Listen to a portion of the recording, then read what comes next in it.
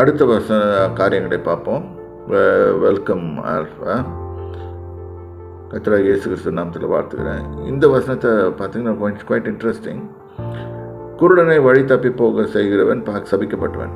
இப்போ குருடன்னா 2 விதமான குருடர்கள் இருப்பாங்க. ஒருத்தன் குருடனாகவே இருப்பான், கண்ணு குருடனாகவே இருப்பான். இன்னொருத்தன் ஆவிக்குரிய குருடனாக இருப்பான். அவனுக்கு என்ன சொன்னாலும் ஏறாது. ஜான்ஸ் காஸ்பல் 9ஆம் அதிகாரத்தில் ஆவிக்குரிய குருடர்கள் நிறைய பேரை பற்றி பார்க்கணும். அந்த குருடனுக்கு கண்ணு தெரிஞ்சது கர்த்தர் கண்களை திறந்தார்.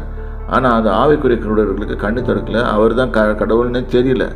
கடவுள்னு தெரியாமல் அவங்க பாட்டுக்கும் நாங்களும் குருடரோன்னு கேட்குறாங்க. ஆமாம், அவங்க குருடர் தான். இப்போ அதே மாதிரி தான் இங்கே 2 விதமான குருடர்களை பார்க்குறோம். குருடரை வழி தப்பி பாடுறது, அவனை குருட போயிட்டுருக்கான். அவனை வழி தப்பி போடுறது, அவன் குருட்டுத்தனத்துலேருந்து அவனை திருத்தி அவனை நல்வழிப்படுத்தி நல்லா இருக்கணும். இப்போ ரோடு ப்ராக்டிக்கலாக பார்க்கும்போது, ஃபிசிக்கலாக பார்க்கும்போது ஒரு குருடன் ரோட்டில் போகிறான். அவன் முன்னால் தடைக்கல்ல வைக்கக்கூடாது. அவனை கைப்பிடிச்சி வழி கூட்டிகிட்டு போய் ரோடு கிராஸ் பண்ணணும். இதெல்லாம் நம்ம மேலே விழுந்த கடமைகள். அதான் குருடனை வழி தப்பி போக பண்ணுவாங்க. இப்போ அவனுக்கு வழி தெரியாது.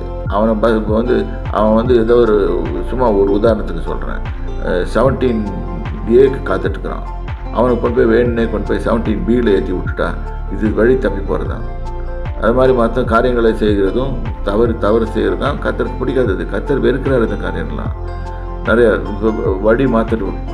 ஸோ இந்த மாதிரி வழி மாற்றி செய்யும்போது அந்த வழி மாற்றி செய்கிறது எல்லாத்தையும் கர்த்தர் வெறுக்கிறார். நீங்கள் ஜாக்கிரதையாக இருங்க. இந்த மாதிரி வர்களை பிடிச்சிக்கோங்க. கர்த்தர் உங்களை ஆசீர்வதிப்பார். கர்த்தருடைய நாமத்துக்கு சொந்தம்.